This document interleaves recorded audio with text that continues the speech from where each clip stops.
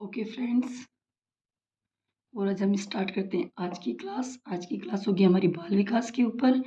और जिसने भी मेरे चैनल पे इससे पहले मैंने जो वीडियो डाला, अगर आपने वो वीडियो नहीं देखा तो प्लीज़ गाइस एक बार आप उस वीडियो को देख लीजिए। उस वीडियो में मैंने सीटेट में जो टॉपिक्स में हर बार जो क्वेश्चंस आते हैं उन टॉपिकों को अलग से मेंशन किया है। उन टॉपिकों में से आज हम जो पहला टॉपिक पढ़ रहे हैं वह है विकास एवं बाल विकास। ओके, अब हम बाल विकास में पढ़ेंगे। हम उनकी चर्चा करेंगे जो हम इस वीडियो में पढ़ने वाले हैं। हम करेंगे बाल विकास में वृद्धि क्या होती है, विकास क्या होता है, विकास में कौन कौन से पक्ष होते हैं, किस किस के कौन कौन से पक्ष को किस किस वैज्ञानिक ने दिया, और विकास क्या होता है, और विकास में और वृद्धि में किस किस पक्षों का समावेश है। ठीक है, अब हम स्टार्ट करते हैं वृद्धि। पहले मैं नॉर्मल सी वृद्धि की आपको परिभाषा बता सकती हूँ ताकि आपको आगे ढंग से समझ में आ जाए। तो वृद्धि हम उसको कह सकते हैं बालक बालिकाओं की संरचना में होने वाले वह भाग परिवर्तन जिनका मापन संभव हो उन्हें अभिवृद्धि कहते हैं। जैसे लंबाई का बढ़ना, वजन का बढ़ना, सिर आकार में परिवर्तन। ठीक है, लेकिन वहीं हम विकास को कहें तो विकास एक ऐसी प्रक्रिया है जो जीवन पर्यंत चलने वाली प्रक्रिया है, जिसमें शारीरिक, सामाजिक, मानसिक और सामाजिक सभी गुणों का समावेश होता है। जबकि अगर हम वृद्धि में कहें तो वृद्धि में होता है शारीरिक। क्यों? वृद्धि हमारी शारीरिक जो परिवर्तन होते हैं उनसे ही संबंधित होती है, जैसे अभी अपन ने परिभाषा में पढ़ लिया है और आपको समझ में आ गया होगा। जबकि विकास विकास इंसान के सभी गुणों का समावेश होता है।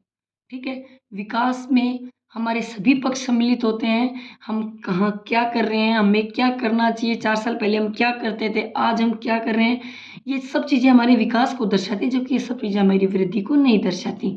ओके, अब हम वृद्धि और विकास को समझाना इसलिए, हालांकि ज़रूरी नहीं है कि भी इनसे कोई सीधा क्वेश्चन उठे, लेकिन ये समझाना इसलिए थोड़ा ज़रूरी है कि पहले बात अलग है। हाँ, सिलेबस वगैरह कुछ चेंज नहीं हुआ है, लेकिन पहले क्वेश्चन थोड़े अलग स्तर के आते थे। अगर हम बात करें तो सारी चीज़ें कंसेप्चुअल हो रही हैं, मतलब अगर बेस क्लियर है तो ही हम उन क्वेश्चंस को कर पा रहे हैं। ठीक है, अंतर उनकी लैंग्वेज का हो गया और अंतर उनके कंसेप्ट का हो गया कि जिनके कंसेप्ट क्लियर हैं उन्हीं के ही क्वेश्चन हो पा रहे हैं। तो इसलिए हम थोड़ा सा विकास वृद्धि, मुझे नहीं लगता इससे ज़्यादा वृद्धि को कुछ। हाँ, इसके बारे में जो तथ्य हैं वो हो सकते हैं। क्वेश्चन हमारे पास ऐसे भी आ सकते हैं, वृद्धि कैसी है, गुणात्मक है, परिमाणात्मक है। तो हम उसमें बता सकते हैं कि हाँ, वृद्धि को हम एक परिमाणात्मक कह सकते हैं क्योंकि वृद्धि को हम माप सकते हैं, जबकि विकास को हम नहीं माप सकते। विकास में आंतरिक परिवर्तन होते हैं इंसान के, जबकि विकास में बाह्य परिवर्तन होते हैं जो हमें दिखते हैं। जबकि विकास इंसान किस टाइप से कर रहा है, कैसे कर रहा है, जरूरी नहीं, विकास का कोई एक पक्ष सम्मिलित नहीं होता। मैं ऐसे नहीं कह सकती। अब मान लो हमने विकास में सामयिक पढ़ा है, किसी इंसान को 1 साल पहले बहुत गुस्सा आता था, हो सकता है किसी कारणवश उसने अपना गुस्सा कंट्रोल कर लिया, उसको गुस्सा नहीं आता हो, तो उसने अपने सामयिकों में परिवर्तन किया, तो उसको भी हम एक विकास कह सकते हैं कि उसकी वो जो गंदी चीज़ें थी वो छूट गई और उसने अच्छी चीज़ों को अपना लिया, तो वो भी एक विकास है। विकास कभी भी रिवर्सेबल नहीं हो सकता, कि ज़रूरी नहीं है कि हाँ, तुम शाका-लाका बूम-बूम की छड़ी बन गए हो, फटाफट लिया, घुमाया, हो गया, नहीं, ऐसा नहीं होता। हाँ, मॉडिफ़ाई हो सकता है। जैसे हम हमारी बात करें, हमारे मम्मी-पापा, दादा-दादी जो भी थे पहले, मान लो वो गाँव में रहते थे, तो उनकी सोच एक अलग टाइप से थी। लेकिन जैसे-जैसे उनका परिवार बढ़ा, उनके परिवारों में बहुएँ आईं, जो भी आई, उनकी बेटियाँ किसी ऐसे घर में उनकी शादी हुई जहाँ वो आराम से फ्री रहने के लिए दिया, जहाँ घूंघट प्रथा ना हो, तो वो उन चीज़ों को अब समझने लगे हैं, उन चीज़ों में वो उसको समझने लगे। जो विचार उनके पहले थे, आज वो विचार उनके नहीं हैं। तो इसको हम कह सकते हैं कि उनके विचारों में भी विकास हुआ है, मॉडिफ़ाई हुए हैं वो। लेकिन ऐसा तो नहीं है ना कि वो घूम फिर के छोटे से बच्चे बन गए हों, नहीं। विकास रिवर्सिबल नहीं हो सकता, विकास मॉडिफ़ाई हो सकता है। ठीक है? इसकी बात करें तो वृद्धि की बहुत सारी परिभाषाएँ दी हैं और कई वैज्ञानिकों ने परिभाषाएँ दी हैं, तो मुझे नहीं लगता कि परिभाषा पढ़ने का कहाँ कोई इतना औचित्य है, क्योंकि अब इतने क्वेश्चन परिभाषाओं से नहीं आते। फिर भी जैसे जॉन डीवी है, फ्रैंक हैं, उन्होंने जो परिभाषाएँ दी हैं वो एक बार आप देख लेना। ठीक है? बात करें विकास की, अब विकास में जो पक्ष मेन विकास जो है, विकास हमारे गर्भ से स्टार्ट हो जाता है और जीवन पर्यंत अर्थात हमारी मृत्यु तक चलता है। ठीक है। इंसान कभी भी किसी भी चीज़ में, हम कहते हैं, हमें भी लोग कहते हैं अब तुम इतने बड़े हो गए, अब तुम कुछ नहीं कर सकते। ऐसा कुछ नहीं है भैया, जब तक इंसान जीवित है, दो हाथ पैर हैं उसके, मैं दो हाथ पैर की बात नहीं करती, जिसके नहीं है वो भी करते हैं। इंसान अगर चाहे तो खुद का विकास वो खुद करता है, खुद का भविष्य निर्माता वो खुद होता है, वो किसी भी एज में कर सकता है। ठीक है। अब हम विकास को समझते हैं, तो विकास के जो होते हैं वो प्रगतिशील होते हैं। विकास गर्भ से स्टार्ट होता है, जीवन पर्यंत चलता है। शारीरिक, सामाजिक, सांवेगिक और मानसिक, ये चारों गुणों का इसमें समावेश होता है।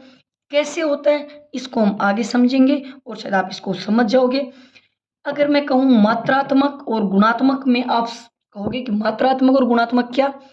तो मात्रा होती है एक वृद्धि, हम वृद्धि को नाप सकते हैं, हाइट, वेट और शेप इसके अंदर आते हैं। जबकि गुणात्मक होता है हमारा विकास, जिसमें हमारी कार्यशैली, अर्थात हम किसी कार्य को कैसे कर रहे हैं, हमारी कार्य क्षमता, तो हम उसको कैसे कर रहे हैं। लेकिन विकास जो होता है वो वृद्धि से भी संबंधित हो। वृद्धि विकास से संबंधित तो ये जरूरी नहीं है, लेकिन विकास वृद्धि से संबंधित होता है, ये नेसेसरी है। ये नेसेसरी ऐसी है कि अगर हम किसी बच्चे को लिखना सिखा रहे हैं, तो क्या हम उसको 1 साल का होते थोड़ी ना पेंसिल पकड़ा देंगे? नहीं, उसकी वृद्धि होना जरूरी है, तब वो 3 साल का होगा, तब वो पेंसिल को टेढ़े मेढ़े अक्षर बनाएगा। तो विकास के लिए वृद्धि का होना नेसेसरी है।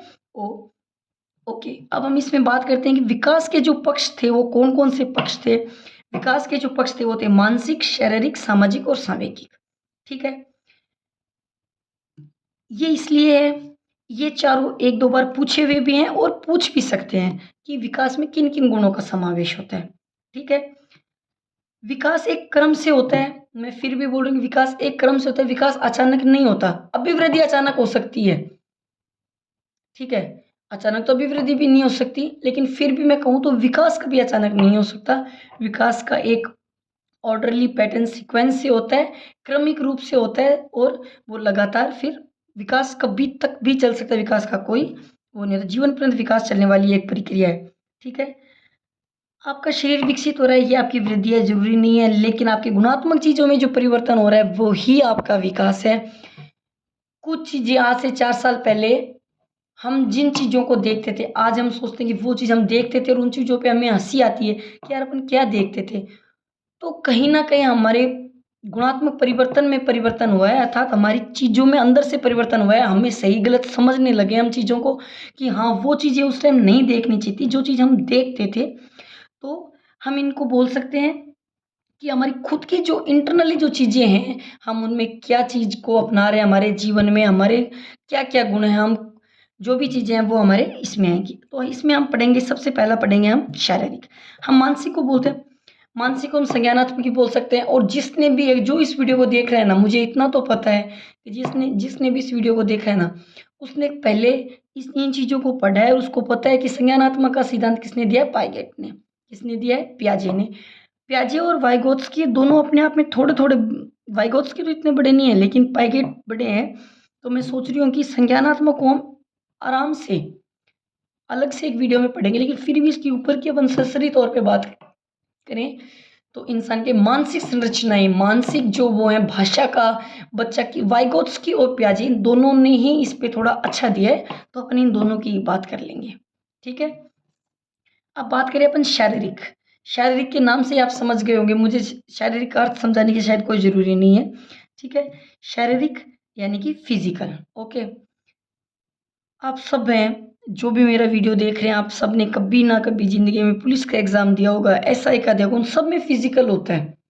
फिज़िकल में वो क्या देखते हैं? हमारी शारीरिक चीज़ें ही तो देखते हैं ना, कि हम कि उछल, वो जितनी हमें कहते हैं भई इतनी दूर दौड़ना है, इतना उछलना है, इतना कूदना है, वो चीज़ें तो होती हैं ना शारीरिक में। वही चीज़ें यहाँ पे शारीरिक गुणों का समावेश होता है। मैंने पहले भी बताया था कि विकास में अभिवृद्धि का होना ज़रूरी है। जब तक हम छोटे से रहेंगे, हम कैसे लिखना स्टार्ट करेंगे? हमसे नहीं लिखा जाएगा ना। जब तक हम चलना स्टार्ट नहीं करेंगे, तो हम भागेंगे कैसे? नहीं भागेंगे ना। तो ये सब चीज़ें हैं। अब फिजिकल, ठीक है। अब इसमें इसको जो हम नाम दे मोटर स्किल्स का नाम, जैसे गत्यात्मक, वो गत्यात्मक भी दो प्रकार की होती है, स्थूल और सूक्ष्म। स्थूल G2F यानी कि जनरलाइजेशन से इंसान, यानी कि सामान्य से विशिष्ट की ओर इंसान की जो प्रकृति होती है सामान्य से विशिष्ट की ओर होती है। पहले सामान्य प्रक्रिया करता है, पहले इंसान स्टार्टिंग में मैं अभिवृत्ति में इस ग्रोथ फाइल को समझाने के तरीके से नहीं बता रही, लेकिन मैं फिर भी स्टार्टिंग से आपको बता रही मैं। पहले बच्चा भागता है तो वो जहाँ उसको जगह मिलती है वहीं भागता है, जहाँ उसको नहीं पता तेरा सिर भिड़ेगा या तो कहीं टकराएगा, लेकिन वो भागता है। उसका मतलब होता है सिर्फ उनको भागना, क्योंकि उसने चलना चलना अलग से नया नया अभी भी सीखा है। और नई नई कोई भी चीज़ होती है तो देखो अपन को भी शौक होता है, वही बात है। लेकिन अगर मान लो इन फ्यूचर वही बच्चा धावक बनता है तो उसको नियम, उसके कानून, उसके कायदे सारे उसको पता होते हैं। इसको रिलेट कर सकते हैं हम सामाजिक से, कि जब नियम और कानून का इंसान को ज्ञान होने लग जाए तो समझ हम समाज में जब बैठते हैं तो समाज में नियम और कानून का होना बहुत जरूरी है। ठीक है, तो हम स्थूल को कहेंगे मसल्स जहाँ प्रयोग हो रही है, जहाँ बच्चा दौड़ रहा है, एक्सरसाइज कर रहा है, ये हमारे मसल्स में है। ठीक है, घुटनों के बल चल रहा है। लेकिन जो हमारी फाइन जो सूक्ष्म जो हमारी वो होती हैं कौशल, सूक्ष्म जो कौशल होते हैं वो होते हैं जैसे पेंटिंग करना, सुई धागे का काम करना। ये क्वेश्चन अलग से भी आ सकता है कि कौन कौन सी गतिविधियां स्थूल में शामिल है और कौन सी सूक्ष्म में शामिल है। तो आप इसको नॉर्मली नहीं लीजिएगा, आपकी जो भी बुक हो उसमें से एक बार इनको ढंग से पढ़िएगा, यहाँ से क्वेश्चन बन सकते हैं। ठीक है, संज्ञान की मैंने आपको बताया था कि संज्ञान के बारे में पियाजे, ब्रूनर, वाइगोत्स्की, पियाजे ने इसकी 4 अवस्थाएं बताई हैं। वाइगोत्स्की ने इसको स्कैप फोल्डिंग और वो बताया। उन्होंने कहा है कि बच्चा मित्रतापूर्ण जो भी है वो सीख सकता है। तो इसको हम एक बार ढंग से पढ़ेंगे शायद, क्योंकि यहाँ से पक्का ही क्वेश्चन बनता है। ठीक है, तो ये जो संज्ञान जो होता है, नाम से ये मानसिक, मानसिक का तुम्हारे दिमाग में क्या क्या होता है वो सारी चीज़ें, सोचना, तर्क, कल्पना, मेमोरी, भाषा, विचार। भाषा की अपन बात करें तो भाषा के बारे में चोम्स्की ने जो है वो सबसे अच्छा बताया। तो अगर हुआ तो हम चोम्स्की के क्वेश्चंस कर लेंगे, क्योंकि इसको थ्योरेटिकल पार्ट में इतना कुछ है नहीं भी नॉर्मली। ठीक है, बाकी पियाजे के साथ भी चोम्स्की को रिलेट करके पढ़ाया जा सकता है, इन दोनों ने भी भाषा का। फिर हम बात करते हैं समाज की। ठीक है, सामाजिक, सामाजिक विकास और नैतिक विकास। सामाजिक विकास को नैतिक विकास, अलग से कोई नैतिक विकास नहीं होता।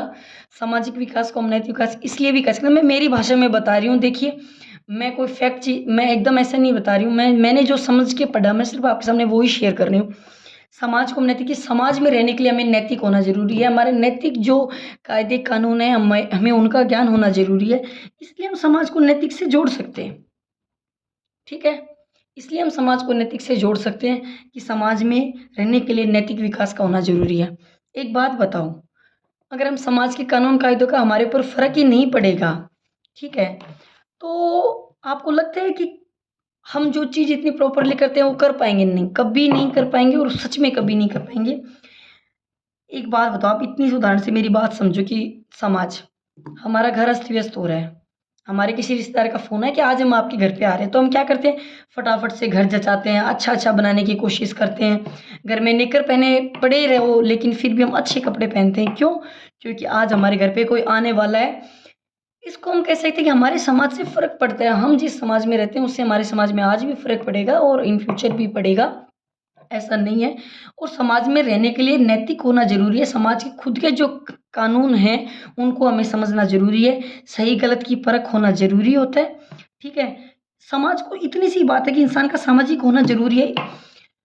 आप अपने ऊपर देख लीजिए, हम घर में अकेले अकेले पड़े रहते हैं तो एकदम से नीरस हो जाते हैं, हमें लगता है कि बस सब खत्म हो चुका है, अब हमारे पास कुछ नहीं है, ये नहीं है, वो नहीं।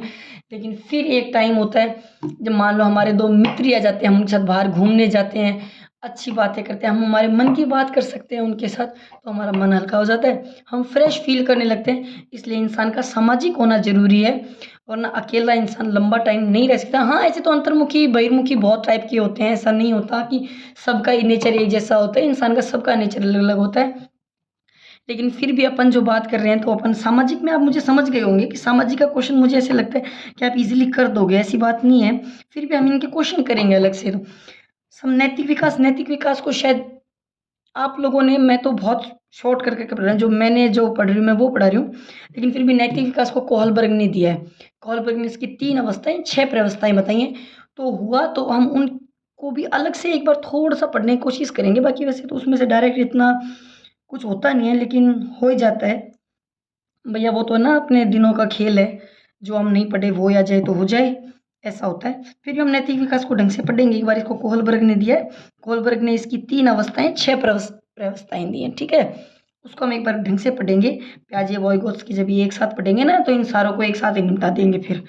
ठीक है, अब बात है संज्ञान की। संज्ञान की बात अपन ने कर ही ली थी। संज्ञान को अपन वापस से फिर से पढ़ेंगे। तो अपन यहाँ अपन ने पढ़ाई का है, खैर उसको अपन संज्ञान अपन ने कुछ नहीं पढ़ा, तो वाइगॉट्स की रूल के साथ अपन उसको पढ़ेंगे। ठीक है। सामाजिक डेवलपमेंट्स ये मैंने आपको बता ही दिया। डिसिप्लिन, डिसिप्लिन में रहना समाज के अनिवार्य है। सही गलत की परख होना जरूरी है, वरना हम समाज में नहीं रह पाएंगे। ओके। उसके बाद में जो हमारा विकास का जो पक्ष बचता है वो बचता है हमारा सामयिक। जब इंसान खुद के संवेगों को मैनेज करना सीख ले, उसी टाइम इसके संवेग विकास स्टार्ट हो जाते हैं। एक बात बताओ आप, हम हर जगह रो सकते हैं क्या, या हर जगह हंस सकते हैं क्या? नहीं, ऐसा नहीं होता। मान लो शादी है किसी की, तो हम क्या उस शादी में आके वहाँ वहाँ वहाँ वहाँ थोड़ी ना करने लग जाएंगे? नहीं, शादी में हंसी खुशी का माहौल है तो हम भी हंसी खुशी में शामिल हो जाएंगे।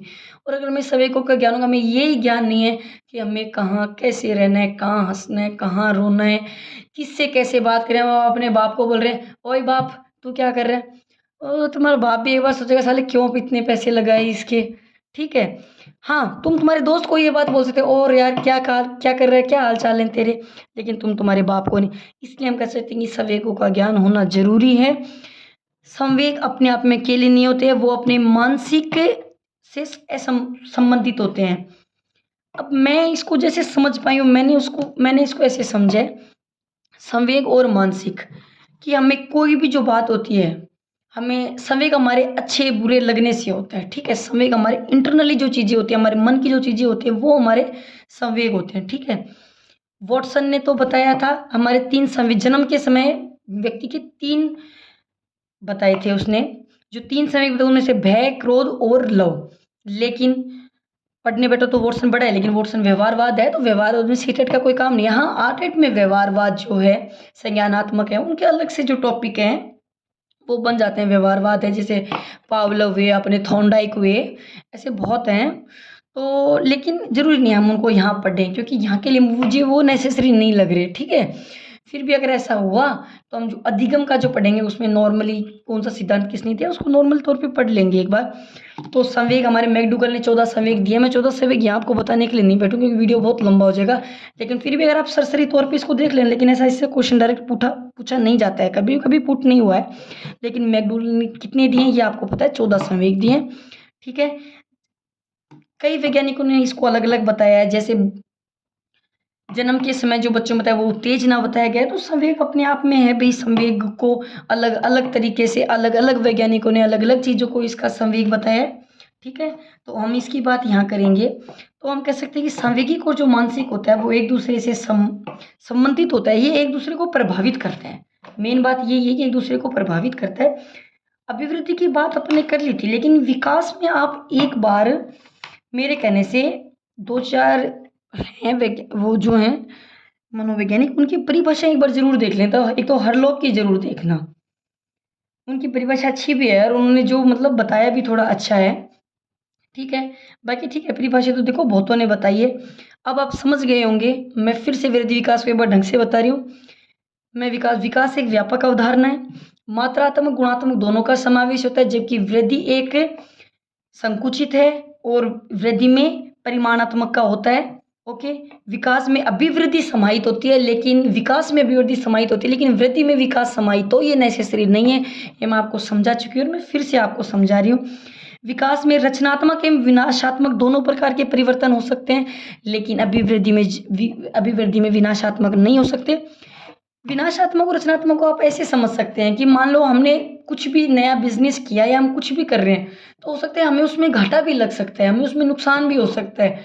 लेकिन एक बात बताओ, अभिवृद्धि में अपना हाथ बढ़ रहा है तो भैया किसको नुकसान है? किसको नुकसान है कि मेरी उंगलियां क्यों आ रही हैं? किसको नुकसान हो रहा है मुझे बताओ? नुकसान हो रहा है क्या किसी को? नहीं होता। तो इसको हम समझ सकते, विकास एक जीवन पर्यंत चलने वाली प्रक्रिया है। ठीक है। जबकि वृद्धि एक बाद में रुक जाती है। जैसे हम करें तो विकास, इंसान की जो वृद्धि होती है वो 18 वर्ष तक आकर पूरी हो जाती है, जबकि इंसान का मानसिक विकास 16 साल पे पूरा हो जाता है। भाषाई विकास उसका 12 साल पे पूरा हो जाता है, सॉरी, भाषाई विकास उसका 12 साल पे हो जाता है, मानसिक विकास का 16 पे हो जाता है, वृद्धि उसकी 18 वर्ष पे पूरी हो जाती है। विकास के सिद्धांतों को समझे तो इसके सिद्धांत भी कभी कभी आ जाते हैं, लेकिन यहाँ हम थोड़ा ज़्यादा पढ़ नहीं रहे हैं। लेकिन फिर भी मैं आपको बता देती हूँ कि विकास के जो सिद्धांत हैं, बहुत सिद्धांत हैं, जिसे निरंतरता का सिद्धांत समझ गए होंगे, निरंतरता का मतलब, ठीक है। मस्तोन्मुखी का सिद्धांत होता है, केंद्र से परिधि का सिद्धांत होता है, अंत क्रिया का सिद्धांत होता है, समान प्रतिमान का सिद्धांत होता है, सामान्य से विशिष्ट का होता है, विकास की प्रत्येक अवस्था भिन्न भिन्न का होता है, प्रतिमानों का होता है, दिगम परिपक्वता का परिणाम होता है।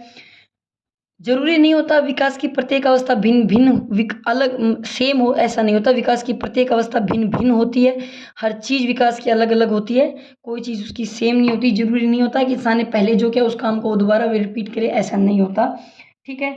लेकिन विकास की प्रक्रिया में जो होने वाले जो परिवर्तन होते हैं वो रचनात्मक और विनाशात्मक दोनों हो सकते हैं, ओके।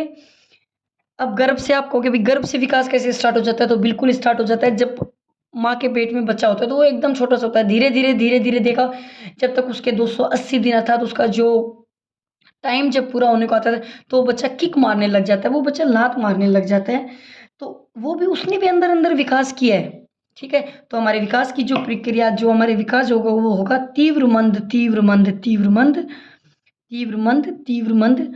0 से 5 तक बच्चे का विकास तीव्र होता है, ठीक है। फिर उसका विकास थोड़ा सा कम होता है, फिर वापस से तेज होता है, और फिर वापस से एक बार धीरे हो जाता है।